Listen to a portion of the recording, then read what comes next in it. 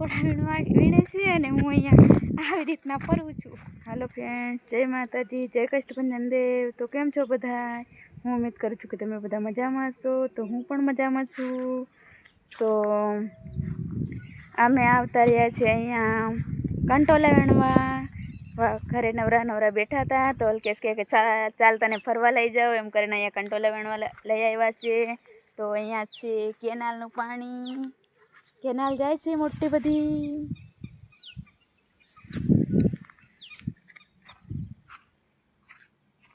જો કેમ આવું કંઈક છે.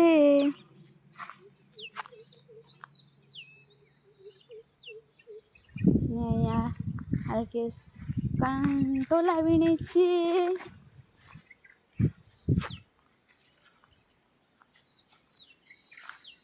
અહીંયા બધા આવા વેલા ગોતી ગોતીને લેશે.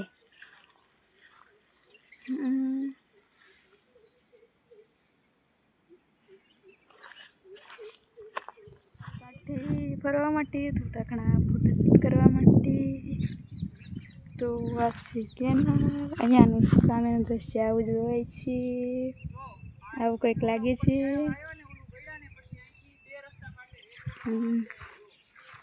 આવું કંઈક છે અહીંયાનું વાતાવરણ.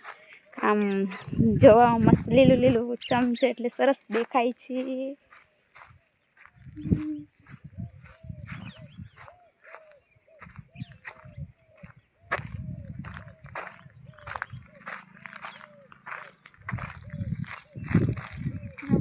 અહીંયાનું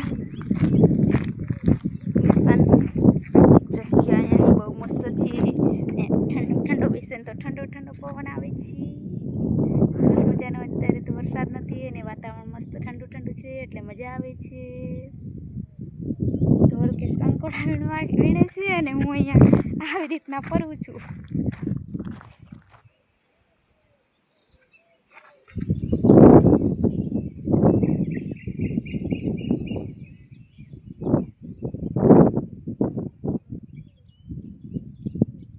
આવું કંઈક છે અહીંયા. તો ચાલો મિત્રો, હવે આપણે જઈએ ઘરે. અલ્કેશ બોલાવે છે અત્યારે કંકોડા વીણી લીધા છે એટલે કે હાલો હવે ઘરે જઈએ. તો ચાલો ત્યાં જઈને મળીએ. તો આપણે આવી ગયા છે કંકોડા વીણીને. તો આટલા કંઈક કંકોડા મળ્યા જ છે.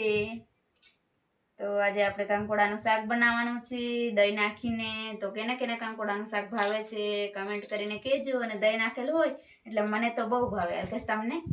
મને ભાવે. તો આપણે દહીં નાખેલું ભાવે છે એટલે આપણે દહીં નાખીને બનાવવાના છે. તો આપણે આજનો વિડીયો અહીંયા પૂરો કરીએ. તો વિડીયો ગમે તો લાઈક કરજો, મસ્ત મજાની કમેન્ટ કરજો અને વિડીયોને સબસ્ક્રાઈબ કરવાનું તો ભૂલતા જ નહીં. તો આવજો, બાય બાય.